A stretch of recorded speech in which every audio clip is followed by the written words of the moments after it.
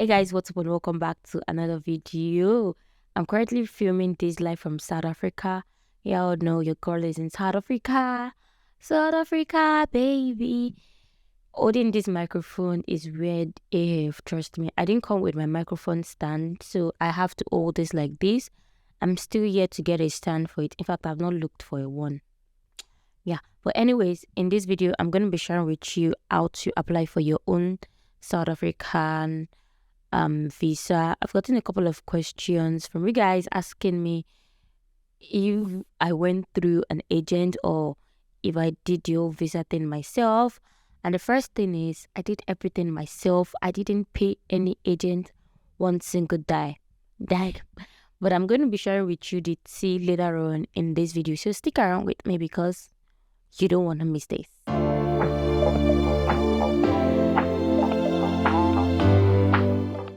Alright, so without wasting much of your time, I'm going to be reading out the visa requirements for you. But if you want to apply for the visa, you would find this on their website, right? I'm going to be leaving the link to their website in the description box as well. So you can always go through it at your own time and read everything. It is very, very important that you read. If not, class goes. Right, so let's start from the very first one. It says application form. You would find that on their website, but the one I downloaded from their website, by the time I got to the to VFS in Lekki, they told me that was not the form, so I had to reprint another one, and each was for about 700 naira, photocopies, and I needed two because I was gonna come with my baby, so I applied for mine separately and my baby separately. So it was two visas entirely. It was not that I have my own visa and then my baby is joining me. No, he has his passport. I have my own passport. So he got his visa and I got my visa. So if you can just find a way, you can just download it directly from the website. I think maybe I downloaded the wrong one. I don't know.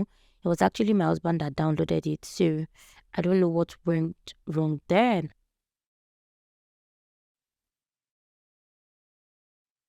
The thing about this passport issue is that it is the typical size of passports, but they want your face to be fuller. Like they want to see more of your face and not how they would typically tend to take passports. So your face has to be like, they don't even want to see more of your shoulder, just like here and here, if you get what I'm saying. So that is if you're unable to get it from your house, when you get to the VFS office, you're going to pay 1,500 naira for, I think, 4 copies or 8 copies. I can't remember. Yeah. So you also need a valid passport, blah, blah, blah, blah, blah. Then to the main cocoa, you need a self-introduction letter with physical address and phone number. So I stay in Ibadan, but I use my parents' address in Lagos because I kind of like shuffle between Lagos and Ibadan. Do you get? So I used my mom's address because, in fact, I stay there a lot more often than Ibadan, kind of. So you want to make sure you use a physical address, an address that you, even if you're not currently staying there, it has to be an address that you have access to, like your parents' place or don't use your relative, just use an address that you have access to. That's it for the address. So you just have to introduce yourself. My name is Adeshola. I'm going to SA for blah blah blah blah blah blah blah, like that. Then the 6th one, introduction / recommendation letter from an employer where applicable, signed blah blah blah blah blah. For me, I'm self-employed. I'm a content creator. Even though I have like a business, I didn't use my business address because it's not up to date and it's not, I can't say it's 100% active, right? So I just didn't fill any for that. Then verifiable hotel reservation booking, which must be done directly with hotels and not through third parties, e.g. booking.coms, hotel.coms, stuff. So for this, because I'm coming to my husband's place, I used his address directly. I didn't do any hotel booking.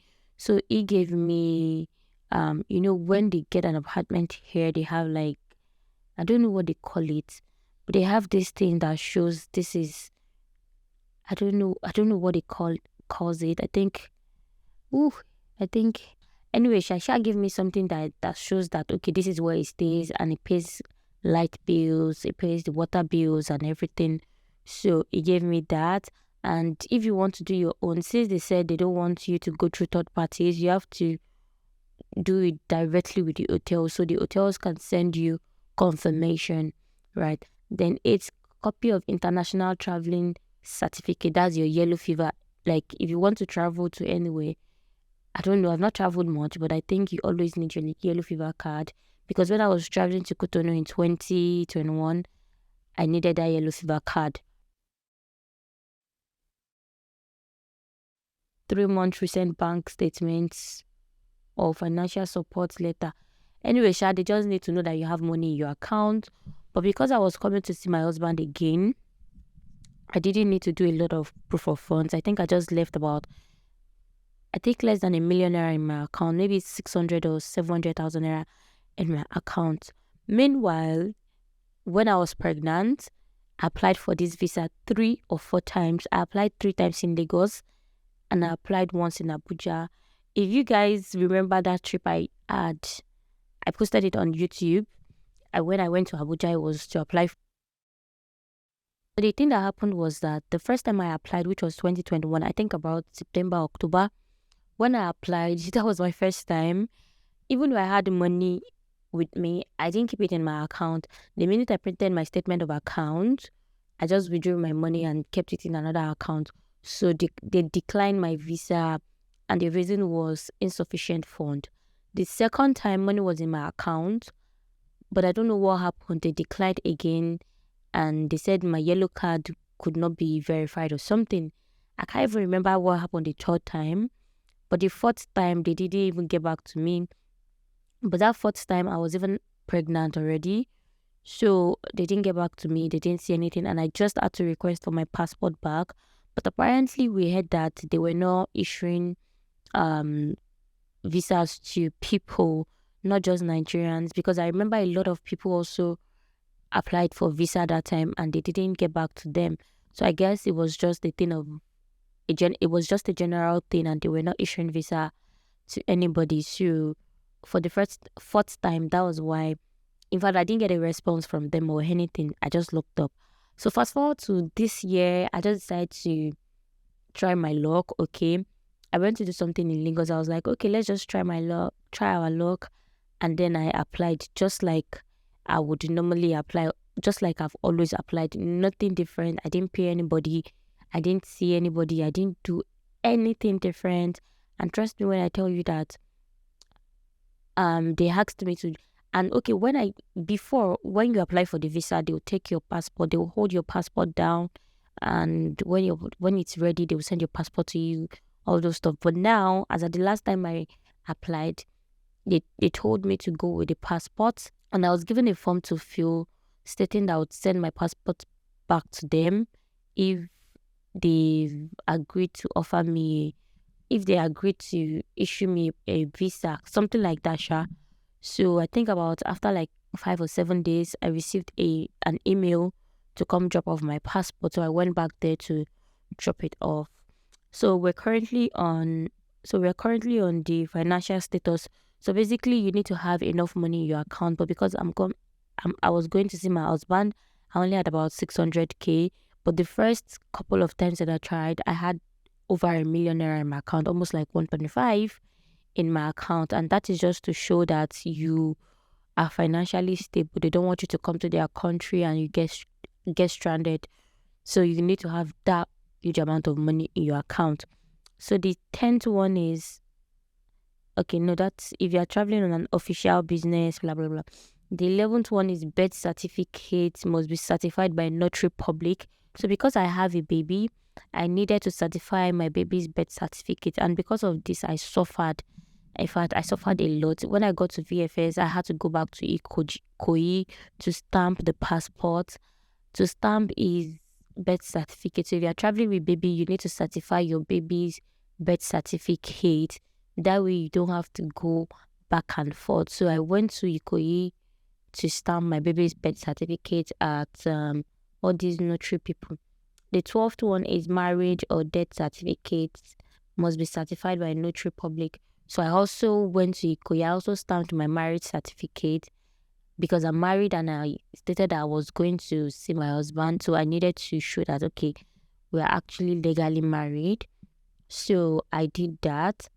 Then you pay a non-refundable visa fee of 8,600 naira, excluding service fee, and you also show them a verifiable flight booking.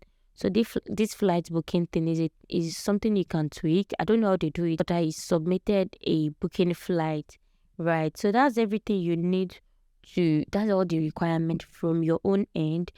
Then, if you're visiting a friend or a family member, this is where the ogegegege comes in, because you need a letter of invitation from a person living in South Africa with a physical address and phone number. Because most of the time, what they do is to call the person to confirm if you are actually coming to their place, to his or her place.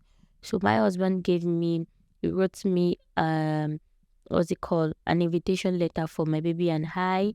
And because I'm also traveling with a baby, he wrote me a consent letter. Without a consent letter, you won't be able to travel with a baby. Trust me. So they needed his consent letter. And because I'm also traveling to meet him, it was a lot easier. We are all using the same surname. So it was very easy to tell that, okay, these people are actually going to meet a family member. So get a letter of invitation. They also need a proof of residence in South Africa in form of a utility bill, water and electricity. So he also gave me that. The way they pay their own utility and electricity here is they have this company, municipalities or something, I've forgotten. He calls them municipalities. So they are the one in charge of water and light. So you just pay every month. So it just gave me 1 month payment like that I attached to the form. Certified copies of the host identity document. So for this you need like the passport, the identity card, because my husband also is a permanent resident in South Africa. He had to give me his permanent resident card, like a whole lot of things that shows that this person is a real person, and that shows that, okay, we're actually going to meet a person like this that does this, just for them to verify his identity basically. So anybody that you are going to meet has to give you all of this. If not, like they will even decline your visa application. So to avoid all of this, you want to make sure that you have all of these things in check. It's highly important. Lastly, they need the 3-month bank statement signed and stamped by the bank. So he also gave me his 3-month bank statement signed and stamped by the bank. So that's like basically everything he gave me. And I filled the form, I completed all the documents, and I went to submit at VFS Lekki. There's one around Lekki Phase 1. That was where I submitted. And in about 7 days, I received an email that I should bring back in fact, I was not expecting it because I already went back to Ibadan. No, I was still in Lagos, but I was going to go back to Ibadan, I think the following day or 2 days after. So I was just very lucky. I received the email on Friday and I was going to Ibadan on Monday. I was even making my hair that day, so I had to just ditch the plan of going to Ibadan on Monday, took the passports to VFS on Monday, and after a week they sent it back via courier, and we saw the visa inside our passport. I was really, really happy, to be honest. I was so excited because I didn't know they were going to grant us this time around. I mean, I struggled. Trust me, I struggled.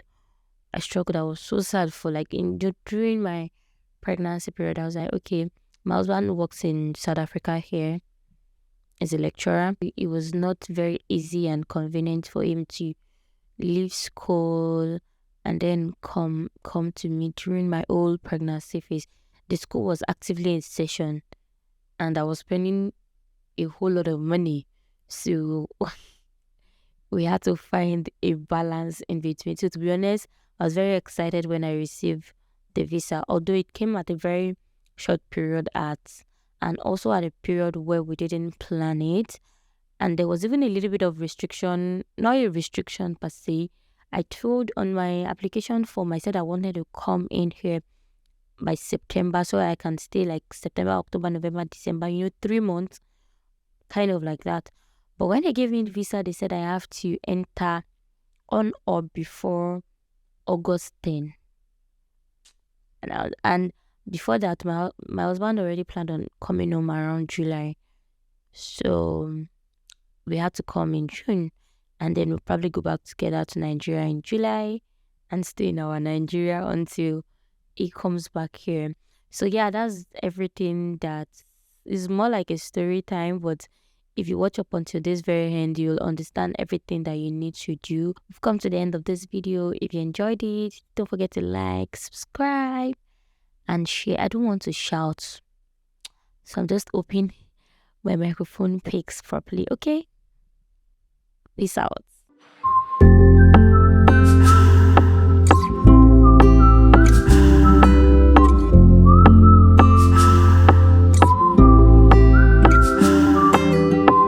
¿Cuánto tiempo tengo sin verte? En verdad no quiero creerte. Cuando te fuiste quedó en